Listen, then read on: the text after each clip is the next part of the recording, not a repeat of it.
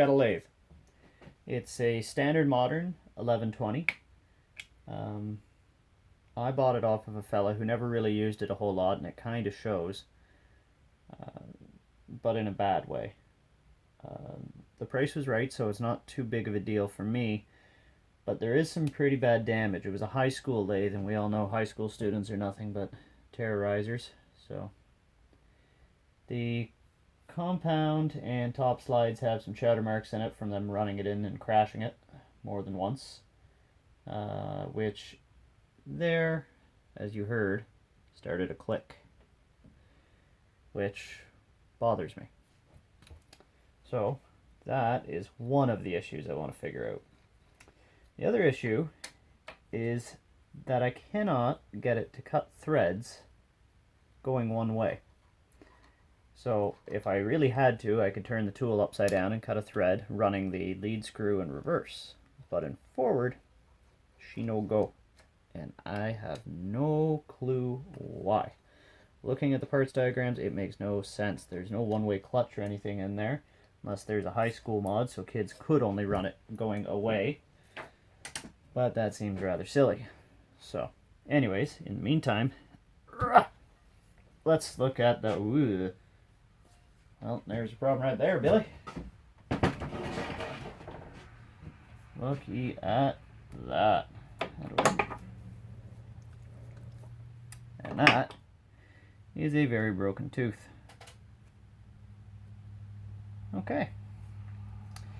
I guess this video is going to turn into more than me showing off my new lathe.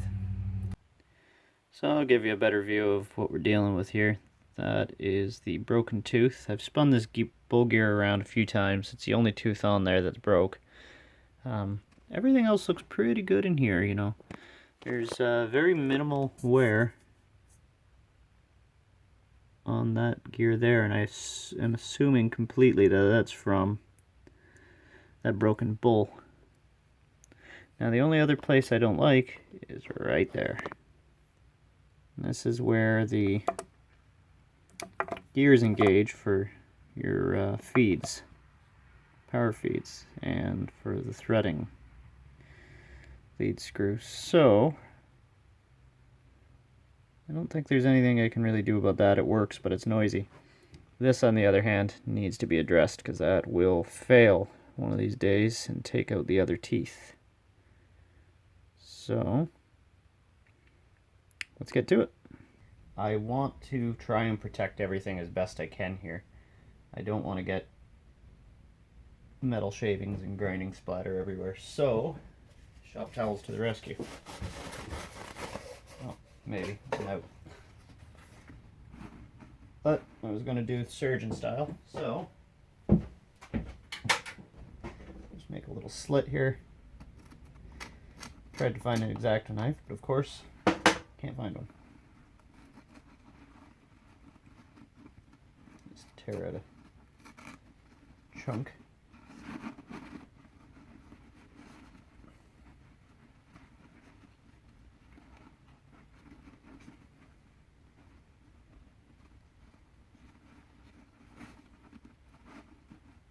There.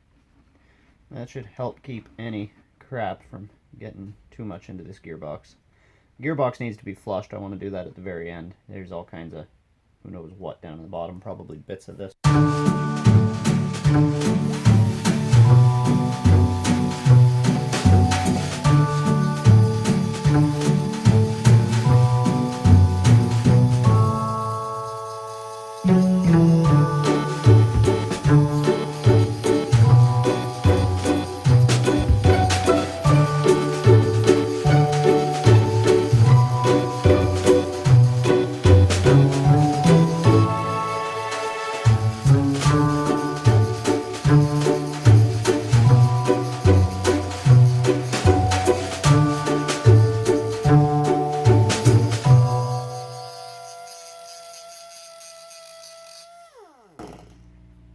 It's looking not too bad.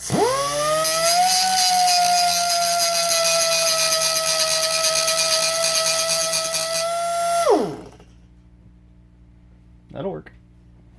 Sharp center punch, swing press. I think I want to put 3 pins in here. Maybe 4 if I can fit it, but we'll see.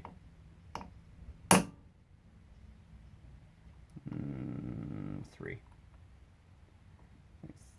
Maybe I can do 4. Punch the other end.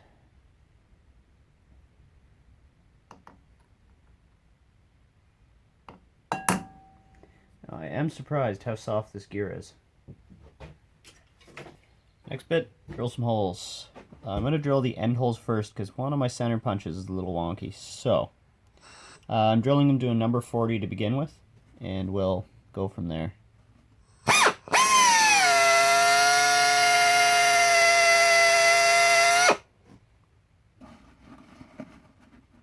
Don't want that stuff getting in.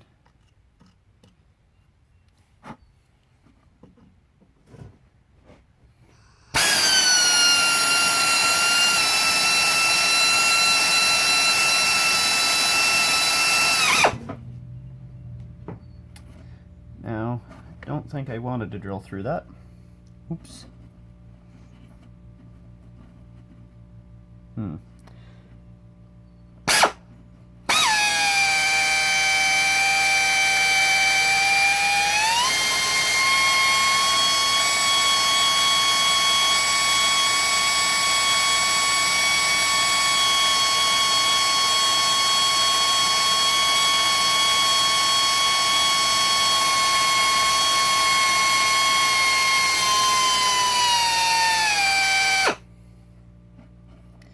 But I guess it's kind of like playing in a band. If you mess up, do it twice and everyone will think you did it on purpose. I'll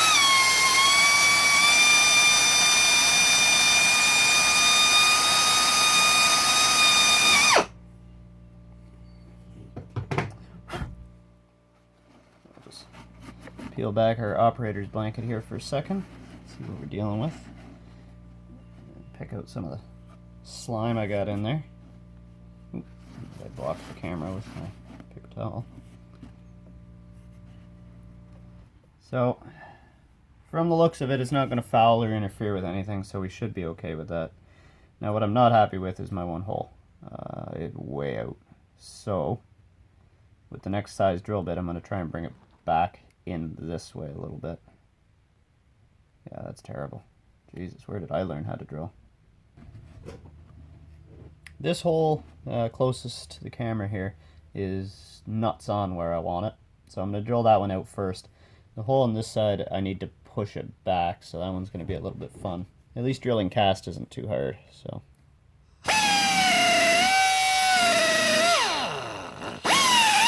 Especially with sharp drill bits.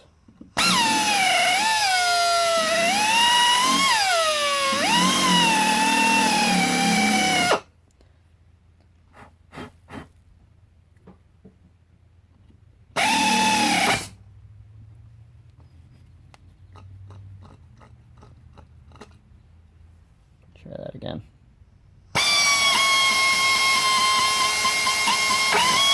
There. She caught at the very end on me. So this one here I'm going to try and push back a little bit, which with a sharp drill bit shouldn't be too bad.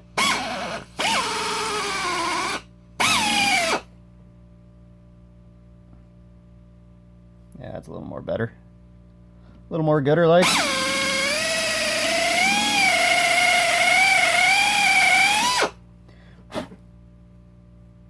Yeah.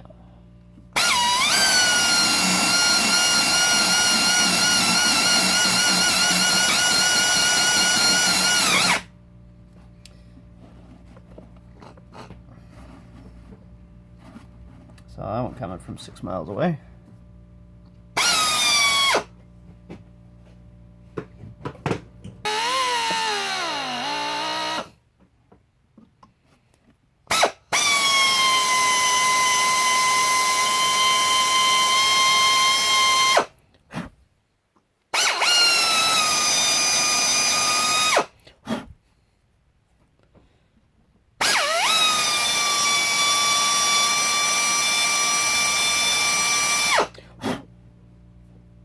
And I believe that's that.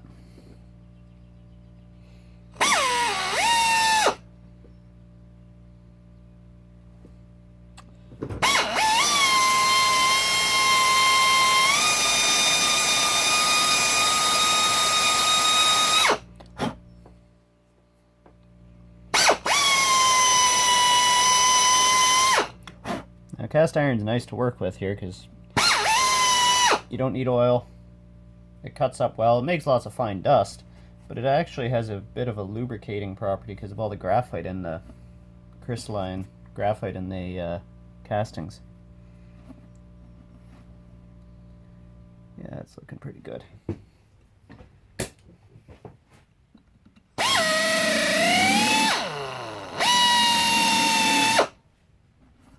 Just checking to make sure I do have enough web between everything. I'm going to push that one that way a little bit.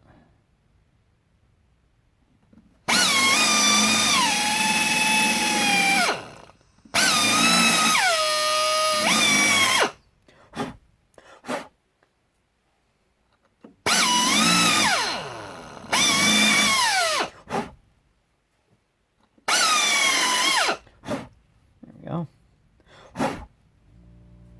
And yeah, this one's pretty good where it is.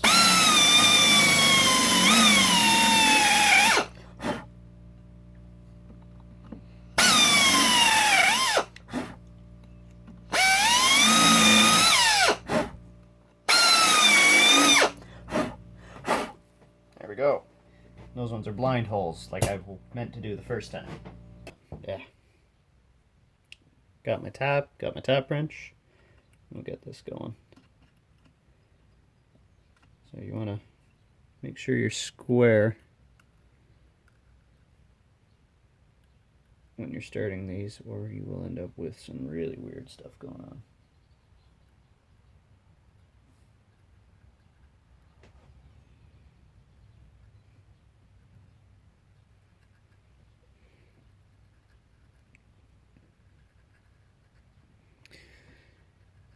Now, taps are something that you should be buying high quality. You know, everybody's got one of those hardware store all-in-one tap and die sets. I've got one too. It's come in handy 100 times. But when you've got a critical job, you gotta buy the right stuff. You know, these are not the most expensive taps in the world, but they certainly aren't garbage.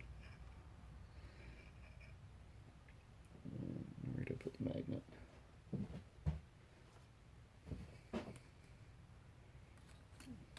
Try and catch as many of the falling debris bits I can.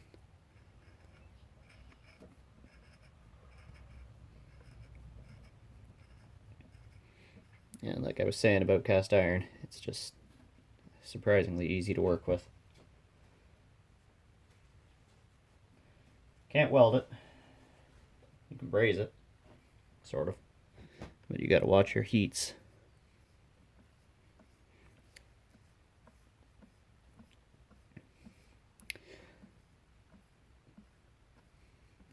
So one of the reasons I'm trying to be very, very careful about where this stuff is going, you know, if it hits here, that's fine. I can clean that up. And I'm planning on doing a kerosene rinse on this gearbox. But one place I definitely don't want to get it is right here. You can't really see it on the camera, but that is the lubrication for my spindle bearing. And I do not want to get garbage in that. That would make me very unhappy. So, same idea, make sure you're square. That is not.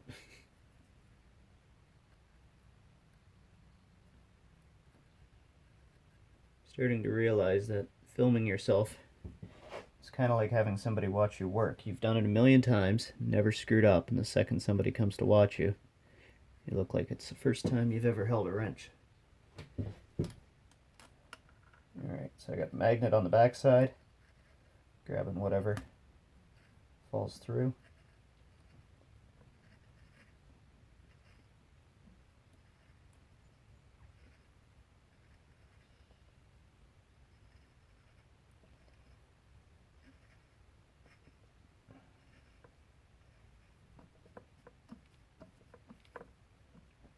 With cast iron, you will occasionally get a hard spot, like I just did there. There's a little chunker, something.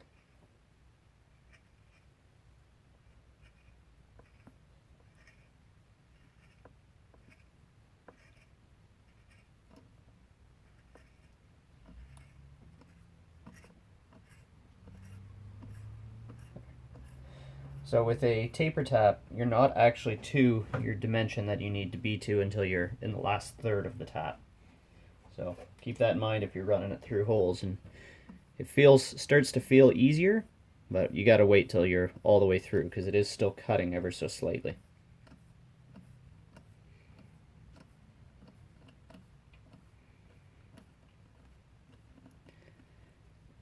So now we'll do the blind holes.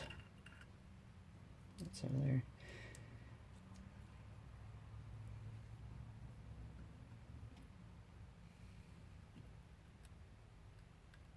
Now with the blind holes, you got to be very careful. This is where people break taps all the time. I see it at work on a very regular basis. I certainly do not feel like breaking a tap in this gear.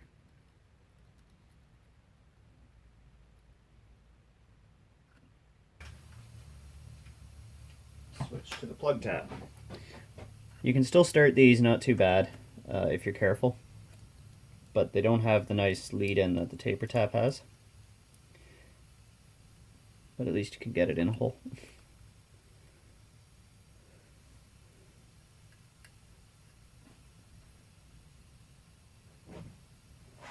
Square.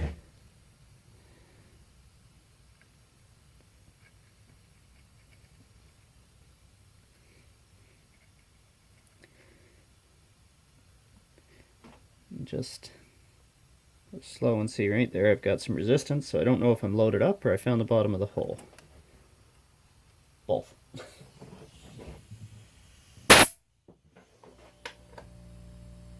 So that's enough of a thread to get started with the bottoming tap.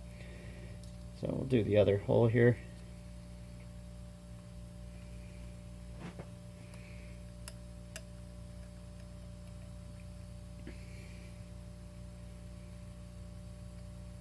Come on, stay square.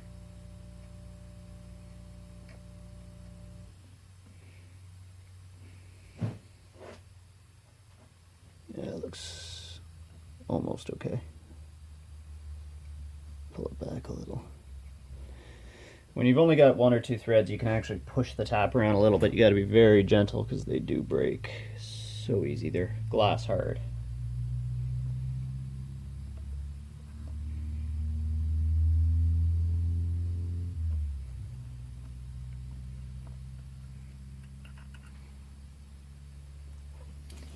Bottoming tap, which I hope I can get started on that.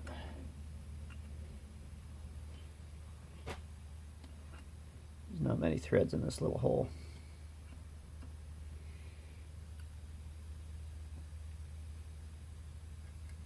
But it's working.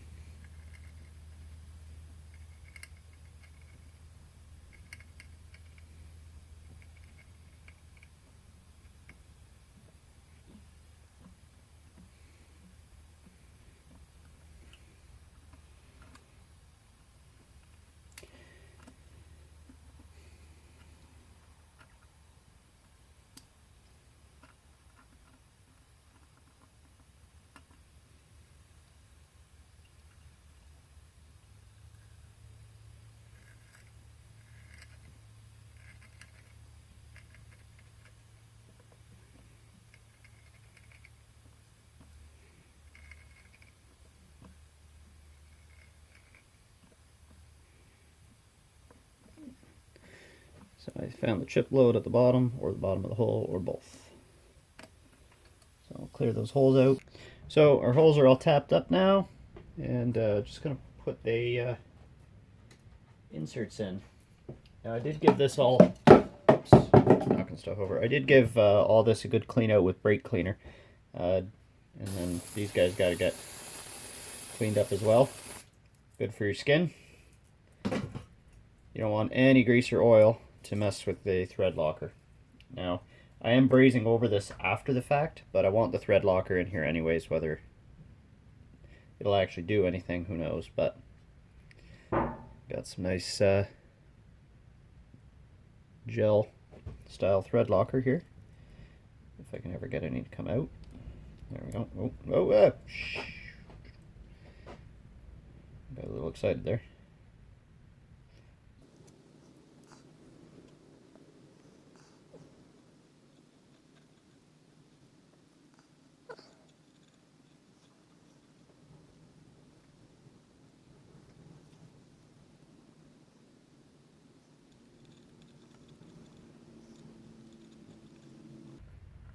Right.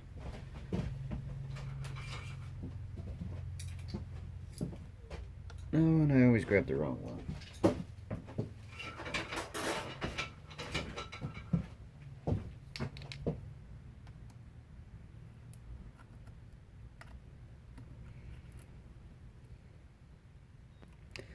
Get those two seated in there rather well. Those will be the main supports for the outer ones. Alright, that's that. Thread locker. Back to surgical approach with a die grinder.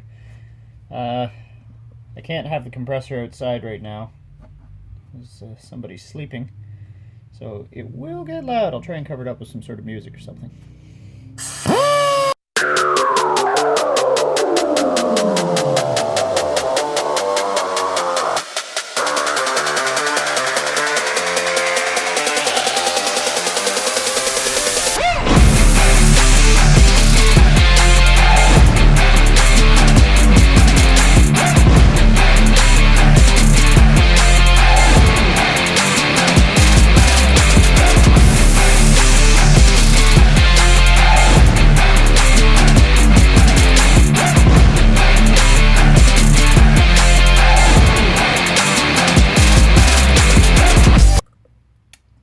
Got lots of filing to do.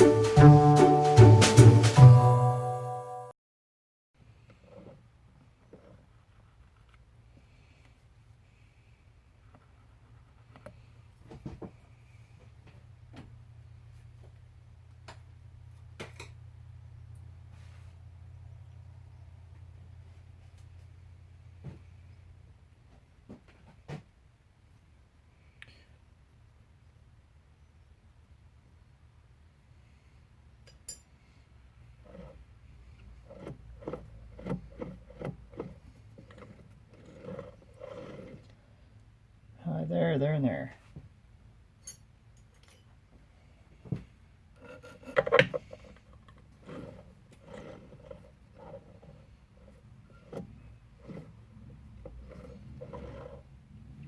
So I don't know if you can see that on the camera, but our contact area here.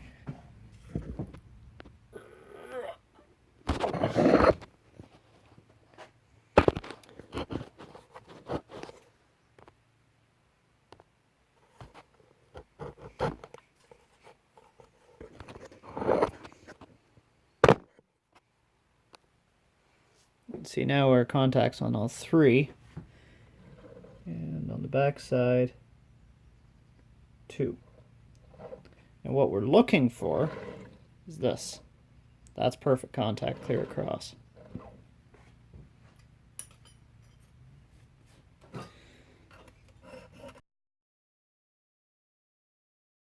I don't want to file anymore!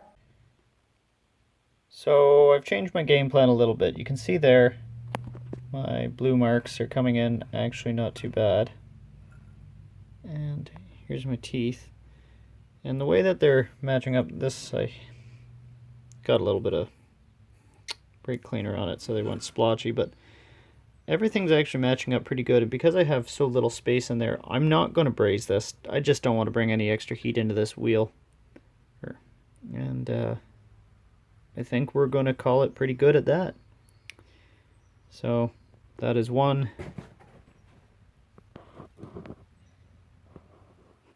pinned and filed gear. It's not perfect, but it'll do. So much quieter. Thanks for stopping by. Mystery of the one-way clutch discovered. Just worn the fuck out.